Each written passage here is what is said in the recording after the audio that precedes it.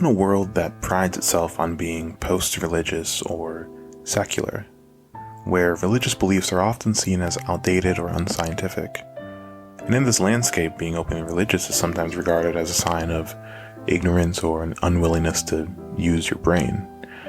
Even if you are Christian, Jewish, or follow some other religious tradition, our society expects you to conform to secular values first and prioritize those over your faith.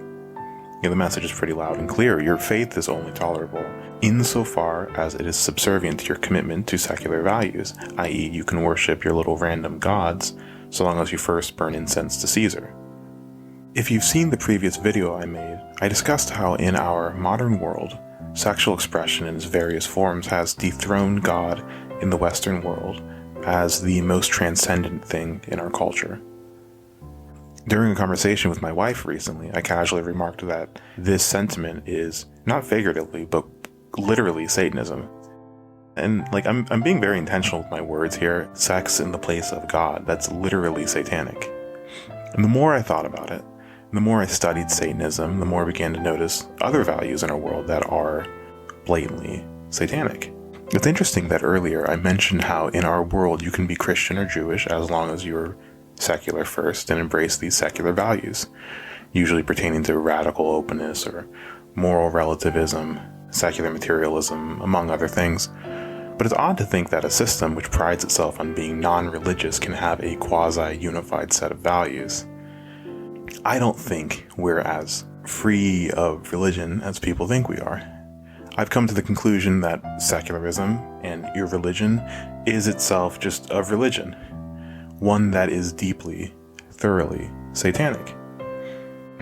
And when I say this, I'm not simply making a value judgment or calling it bad or demented or whatever. I'm making a specific claim about our culture's religion and its values. Now, this isn't to say that most people are avowed Satanists. They usually aren't, but that doesn't really matter. What I'm explaining kind of works like this, and I'm sure you're all familiar with the term Protestant work ethic. So, because Puritanism was so prevalent at and within the founding of America, the effect of Puritan values and work ethic left an imprint on American society. So you don't have to be a Puritan to be affected by Puritanism. You don't have to be a Satanist either to participate and hold satanic values. This is basically what I mean. So you can tell if an idea has permeated a culture when even the most, safe, vanilla members of society casually embrace it. So, that's why it's become so common, almost boring to hear college-educated white girls say stuff like, you do you, or main character energy, or self-love, feeling myself, make your own rules, like that kind of stuff. It doesn't stand out. We're used to hearing these phrases, but this is exactly what I'm talking about. This is essentially a modern version of there is no law beyond do what thou wilt. It's fascinating how a normie girl on Instagram can just casually spout the philosophy of 20th century occultists without even knowing it. It's just satanic values through secularism have so thoroughly permeated our culture. So to make this case, though, I want to explore some of the rituals and core beliefs of Satanism and show how they align with the values that dominate contemporary secular culture. These rituals reveal something far more profound than just rebellion against religious norms. It's not just being edgy. What they show us is a worldview where meaning itself is subverted, where standards are leveled, and where the highest ideals are twisted into something unrecognizable. So as we delve into these practices, you'll begin to see how many of the values that we now take for granted in secular society echo the same paradoxical and disorienting beliefs found in Satanism. So let's begin by looking at the Black Mass, one of the most iconic satanic rituals. As I kind of alluded to earlier, the core of satanic ritual isn't about doing bad or being edgy like some cringe teenager. It's not about simply inverting good, because by doing that would still acknowledge that good exists. It probably doesn't make sense, but it's like that scene in Spider-Verse when Miles intentionally fails the test. So by getting all the answers wrong, he actually demonstrates that he knows what right is. So Satanism works similarly. In satanic rituals, it's not about simply flipping values or symbols. It's about removing the standard altogether. So in the book, The Satanic Rituals, Anton LaVey says, quote, "A pervasive element of paradox runs throughout the rituals contained herein. Up is down, pleasure is pain, darkness is light, slavery is freedom, madness is sanity, etc." In keeping with the various semantic and etymological meanings of Satan, situations, sensations, and values are often inverted and reversed. This is not intended solely to serve as blasphemy. On the contrary, it's used to make it apparent that things are not always as they seem, and that no standard can or should be deified. The key idea here is that the ritual is not about doing the most evil thing imaginable. They're not asking, what would Satan do? Or what is the opposite of good? Rather, it is, what's good anyways? What's evil? What's truth? The goal of the ritual is sort of the dissolution of meaning, and then touting that as freedom. So the Black Mass involves a few key participants. There's a priest, a deacon, a subdeacon, a nun, and an altar. Now you might wonder, well, isn't an altar a thing? Not for the Satanists, right? So in basically all of their rituals, the altar is a naked woman. We'll talk about that in a moment, just hold on. So as the deacon and the subdeacon enter, they make 3 low bows before the altar. Then they begin the ritual by praying to the devil, renouncing Christianity, and pledging allegiance to Satan. And then there's just like a bunch of run-of-the-mill prayers and blessings and whatever. I'm going to skip over some of this just because it's not as helpful to what we're talking about. But before the consecration, the nun is brought forward to piss into a chamber pot. This is a mocking representation of holy water. What is traditionally understood as water from above is here waste from below. So then what they do is they take the urine and they use it to sprinkle in the way that like a regular priest would with holy water. So then next comes the fake consecration, right? So it's sort of a perversion of our Christian Eucharist. But in this ritual, the priest takes the wafer and places it between the breasts of the altar, and then touches it to her genitals, and after reciting a satanic version of the Lord's Prayer, he inserts it inside of her. And though it's not explicitly mentioned in LaVey's book, bodily fluids like semen or menstrual blood are sometimes included in the ritual. Afterwards, the host is taken out and thrown onto the ground and trampled. And afterward, they all drink from the chalice, and then the participants depart. So with this ceremony, I want to point out a few key elements, particularly the sexual elements and the use of a woman's body as the altar. This one's really, really interesting because of what it demonstrates very clearly about their worldview. So traditionally, in Christianity, and even in like other religions, the altar is seen as an artificial mountain. This is because in ancient times, mountains were regarded as the intersection of heaven and earth, a place of transcendence, because it was assumed that gods dwelt in the heavens, so to have an experience with the divine, we had to ascend. We would go up, the gods would come down, and the mountaintop paradise would be then the meeting place of heaven and earth. So then when Christians approach the altar, it's understood in a similar way as the transcendent place where God meets with man. Whether through Holy Communion or even through Protestant altar calls, it functions pretty similarly.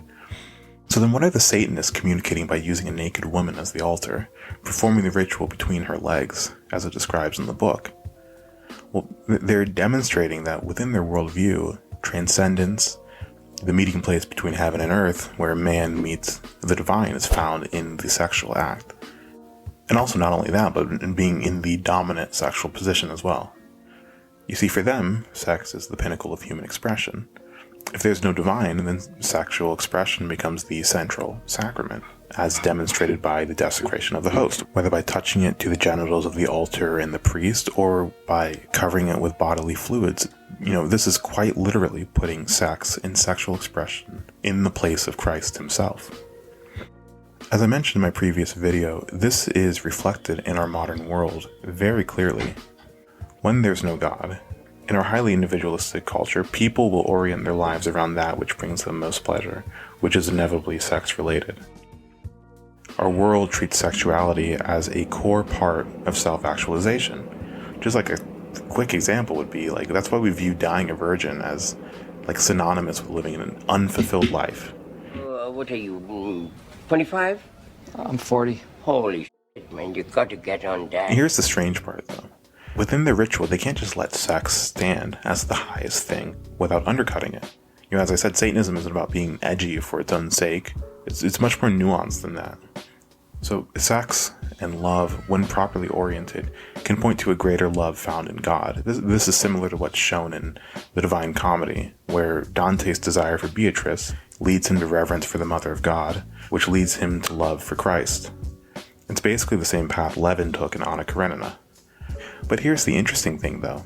In their consecration of the host, they're already indicating that they worship sexual pleasure by touching to the genitals of the altar and the priest. However, instead of raising it up for people to show reverence to it, they just throw it down on the ground, they trample it. This is what's really interesting to me. Like, by doing this, they're implying that the very thing that they worship, the highest transcendent experience, is worth no more than the piss they sprinkled a couple minutes ago. And it's interesting to observe the parallels in our culture. In our world, people view sex and its expression as crucial. And yet at the same time, sex is treated as worth basically nothing, demonstrating the fact that, Marsha at the front desk can be an internet prostitute.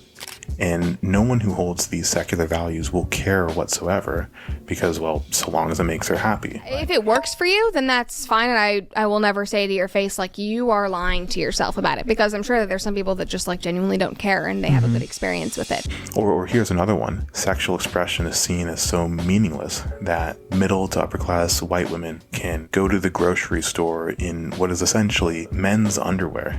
And nobody cares, and if you even notice, you're just some weird bigot who's trying to infringe on their rights. On one hand, our culture elevates sex, viewing its expression as core to one's happiness and identity, and on the other hand, it treats sex as no big deal, something that can be given away freely. This is why it's not surprising that sex has become so ubiquitous to the degree that it's corporate. Something traditionally viewed as the pinnacle of intimacy between a couple, within their private space and within their private bed, is now used to sell denim and cheeseburgers. The widespread presence of sex-related stuff out in the open gives credence to the biblical teaching about not casting pearls before swine, because they'll trample them and then turn and attack you. This is why I believe that sexual expression is only fully respected within preferably marriage, but at the very least monogamy. That's because in a monogamous, loving relationship, the sexual expression of a person can be viewed holistically, with the sexual aspects being more likely viewed not for their own sake and for its own end, but viewed and expressed towards the goal of unity and love and the perpetuation of life within the couple. Whereas if you have a one-night stand through Tinder, regardless of the fact that it's consensual, it's still objectification. You're viewing them as an object, like a tool towards the goal of fulfilling your sexual urges, trampling down on the pearls of their humanity for the sake of your own sexual gratification. This is dehumanizing. But this pattern also extends to other areas too. If you buy an OnlyFans subscription, if you create an OnlyFans or dress in overly sexual ways, LGBTQ stuff, or being hot, or even being an incel. And by this I mean you are presenting a lower peripheral attribute of yourself as if it represents the entire being, exaggerating and caricaturing the sexual aspects of yourself, dehumanizing you in the process. So, now that I'm on the topic of dehumanization, I want to transition into the next ritual called the Tierdrama.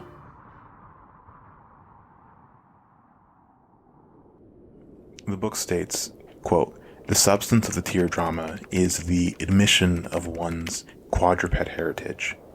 The purpose of the ceremony is for the participants to regress willingly to an animal level, assuming animal attributes of honesty, purity, and increased sensory perception. The priest who pronounces the law maintains the cadence and order needed to remind each participant that though he is an animal, he is still a man. It is this that gives the Tierdrama its profound effect," end quote. The book later continues saying that all religions are of human invention, and that God is man and man is God, and the world is his kingdom. The Tierdrama reinforces this message. And that last part's really crucial to what we're talking about. So, The ritual requires a priest, 3 assistants, an altar, which is again a woman, an invocator, and the participants. So in this ritual, a naked woman serves as the altar again. And then here's the most interesting part. All of the participants wear hooded black robes with animal masks. So the ritual begins with a litany of names of gods with animal counterparts, including Bast, Typhon, Behemoth, and Pan. And afterward, the participants enter single file, wearing animal masks, and walking in a way that mimics the animals that they are embodying. So they gather around the invocator in a semicircle, chanting back and forth, and the chanter speaks of both human and animal nature, ending with the refrain, which is echoed by the participants. The chant then repeats, we are men, we are gods, we are men, we are gods, all while wearing animal masks and acting animalistic. You are a god. There's a lot more to this ritual, but it's literally just this over and over again. It's just talking about we are men, we are gods, we are men. So the invocator, after drinking from the chalice, gazes lustfully at the altar, making a show of restraining himself while maintaining decorum. He's then handed a sword, which he raises into the air, as the other beasts raise their hands in the air, making the sign of the horns. And after chanting, "Man is God, we are man, we are gods, God is man," they all say, "Hail Satan! Hail Satan!" And then afterward, the invocator releases a caged mouse. As it runs off, the participants drop on all fours, and then immediately they revert back to human form and clear the room. In this ritual, there are several key elements I want to focus on to clarify my point. Primarily the ritual's elimination of opposites, as seen in the previous section, that no standard can or should be deified, which is evident in the way that man is equated with both beast and God. And in addition to the erasure of standards and distinctions, I want to also explore the general theme of dehumanization. So when I say dehumanization, it's pretty clear when considering the animal heads and the animalistic walk that man is dehumanized by likening him to a beast. But here's the more confusing part, is that man is also dehumanized when he is falsely equated to God. You might think, well, why? Wouldn't it be nice to think highly of man?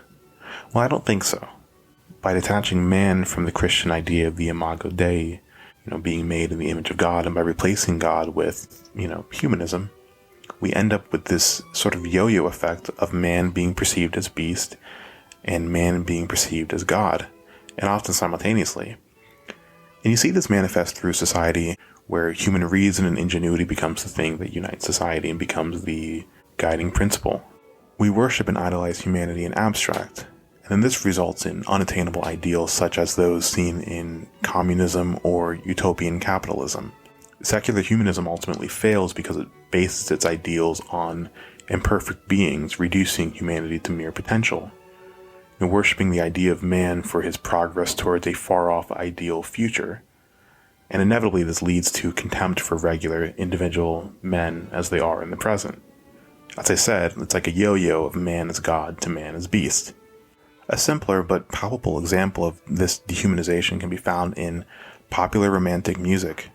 My buddy's getting married, and there's this artist, I don't know his name, it's like JVKE, was on his wedding playlist. He's the guy who wrote that song Golden Hour. I think people know that one. And the guy's a very talented singer and songwriter, but I just found the music to be really, really odd. Like, for one, the song sounded like a Protestant worship song.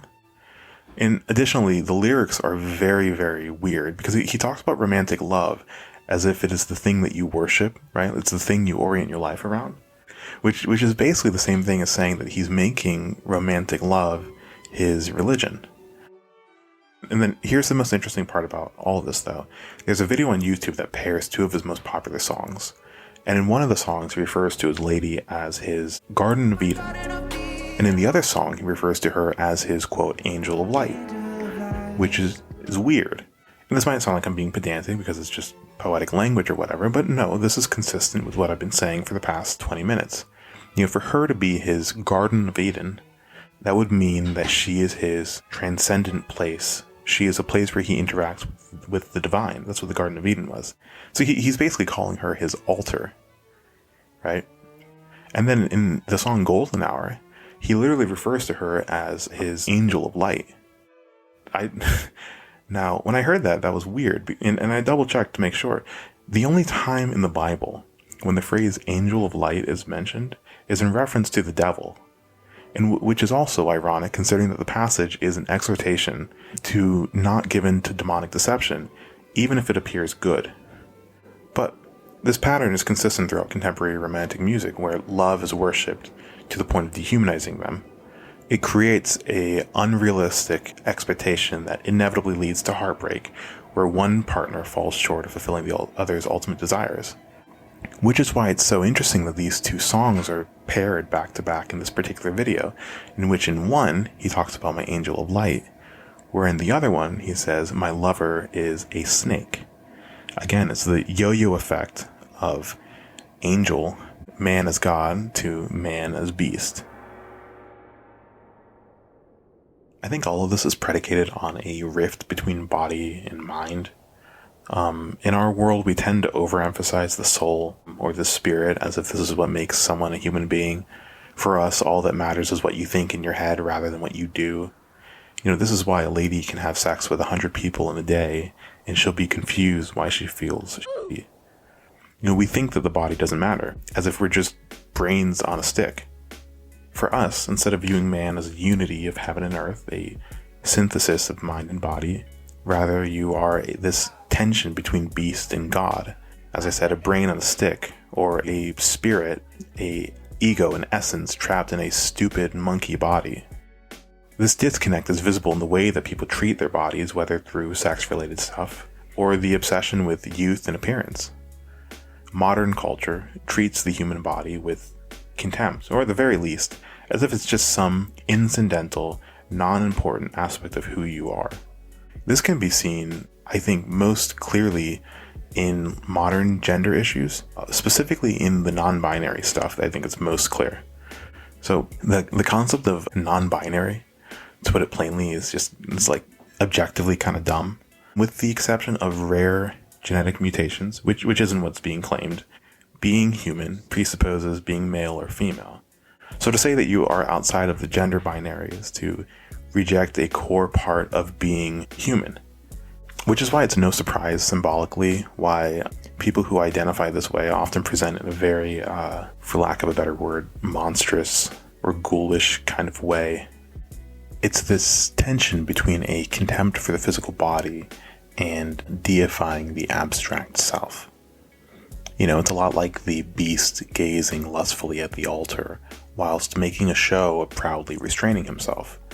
The thought is that you are not a man, you are a god, transcending humanity, dominating the material, bestial flesh. Please, tell them that I am God. But this pattern is seen in other gender-related things too, like among regular people, wherein in order to succeed in the dominant culture, say at the office or in media or in school, there's this like leveling out that takes place where men are emasculated and women are forced to take on masculine traits. But what that means in practice is that men become soft and diminutive and passive aggressive, and then women become cold and standoffish and cynical. On the flip side, another thing takes place where not everyone wants this. So now there's this like rejection where people will reject being emasculated and women will want to be feminine, but instead there's this like exaggerated physical display of it. So I'm basing this idea off of like something René Girard talks about with like the warring twins, where the closer two things are, the more tension there is. And this is what I think is happening with like men and women in our modern world today, where the more culture pushes men and women to be similar, the more you see people reject this and embrace what obviously makes them different, which is often very physical. So this is why people will dress very slutty-ish. Or this is also why men will embrace the like alpha, sigma stuff. This explains the rise of Andrew Tate and Fresh and Fit and whatever and Manosphere. But this also explains the OnlyFans girls as well as like the trad mom, trad wife trend. And I don't mean like women who actually live a life like that, but like the caricature Instagram crap. You know, it's like this yo-yo sort of back and forth between, you know, this agender metrosexual to an over-exaggerated caricature of men and women. You seen the pattern I'm trying to point out? Like, it's back and forth between thinking of oneself as purely just a brain on a stick, as sort of a mind where the body has a limited influence on you and where gender customs shouldn't influence your personality, all the way to rebounding to, instead of viewing the person as pure mind, instead it's just all body, right? What's your body count? How much does she weigh? You know, does he have a six-pack? Is he 6 feet tall? What's their rating, right? It's too much body. So, at this point, I'm kind of winding down the video. I got a couple of more ideas that sort of point out this satanic manifestations in our world. One thing that I think is a pretty pertinent example that clearly demonstrates this pattern via sort of falsely elevating something and worshiping it, consequently dehumanizing you, is the idea of fur babies, right? So this idea is disgusting. I'm not being hyperbolic, like, it's disgusting. You know, you can love your dog and you can care for it, but like, it's not a baby, you know, it's like a little beast, you know. It's clearly dehumanizing. Like that biological drive you have to sort of ogle and whatever with the puppy is biologically programmed in you to love human babies. You're meant to express that with little persons. This is dehumanizing to both you and to babies and to the dog. You know, when you selfishly keep a husky in a cramped kennel, you are depriving it of a full existence that we, as their owners, are responsible for giving them. Which also means not dressing a greyhound in a sweater and keeping him in a studio all day and wondering why he gets anxious. You know, it's ironic the way that we treat our dogs, because of how we treat them. They always end up getting these like human diseases and have human conditions like anxiety and depression, sort of mirroring us. Like, the dog is in a cage, we're in a studio. If the dog is your baby, what does that make you? Furthermore, to equate a pet with a baby shows that you think babies are basically pets. This is probably a bold assertion I'm going to make, but I think this is demonstrated in the way that people name their children, where they give them these like dumb names like Jaden or Braxley or whatever, rather than giving them like a respectable name for a man or woman. Instead, they just think like, oh, what's cute? What's a cute name? As if they'll be like tiny forever, you know? But it shows that people are thinking of their children, or their babies specifically, as if they are like a pet, because they're focusing on, it's not like a baby, it's my baby, you know? And this is seen in stuff like aborting children with Down syndrome, where people will talk about like, oh, well, he won't live a fulfilling life. What are you talking about? He'll have a great life. It's just you don't want a child with Down syndrome. You want your child to be normal or whatever. Their understanding of a child, of a baby, is of basically a pet, or as it pertains to my comfort or to me or whatever. There's kind of a really awful example of this. There's this a gay couple where they were getting like a surrogate baby. They bought a baby through surrogacy, and the surrogate mother had some kind of like cancerous tumor and had to get it removed, and which resulted in the baby being born premature. And the baby could have been saved. They just asked the gay couple, do you want to save the baby or whatever? And they're like, no, it's tainted now. Like their understanding of a child is basically as if it's their pet. Like, they just want the perfect one that hasn't had any defects or whatever. Like, it's gross. A human being, you know, it was a premature baby, was given probably less dignity than they would have given to some hungry dog that they would have seen on the side of the road. But anyways, this video is already longer than I wanted it to be, so I'll just list off some of my notes pertaining to relatively benign sounding things that I think demonstrate this pattern. And I think at this point you'll intuitively see the pattern. Furries. Barcades. Dressing like a teenager when you're 30. Profanity and lack of profane words. Or how the only difference between a show like Bob's Burgers and Arthur is the occasional inclusion of words like hell or damn. Women's frustration with not having pockets. Drag queens. Trans women. And lastly, DEI and anti-racism, which I will say something about this one. People who hold these beliefs, like, it shows that their understanding of non-white people is akin to that of dumb animals who are wholly dependent upon the benevolent mercy of white people to ensure the success of black people, basically. So it's like this, it's this up and down pattern where they simultaneously, they place minorities up on a pedestal whilst also looking down on them through pity, which is why I think it shows that, like, they never stop thinking and viewing black people as dumb, amoral beasts. Like, I think they clearly still think this. Rather, they just equated beasts with God. Did I already say furries? This satanic pattern of erasure of values, of sex as the highest value, while also denigrating it, or the pattern of dehumanization of man being both beast and God. I hope I've demonstrated sufficiently how to spot this in the world, and the ways in which secular values mirror this satanic pattern. Let me know whether or not you think this sucks, or if you think I'm missing some important details. With that said, I guess only one question really remains, which is, when I used the comment about the Protestant work ethic at the beginning, I'm sure that must have left an open question. Like, so if Puritanism left a lasting effect on our culture, well, that's because it had a pronounced role in the founding of our country. And obviously Protestantism has an effect on our country because it has sort of an enduring legacy in America. So then with that, you might be wondering, what exactly am I saying about Satanism? Am I saying that Satanism is just like coincidentally sharing the same values with secularism?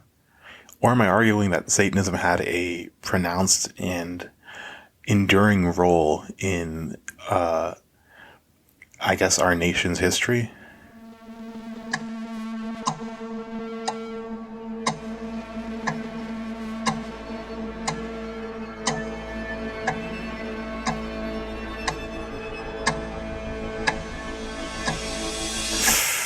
I think that's for another video.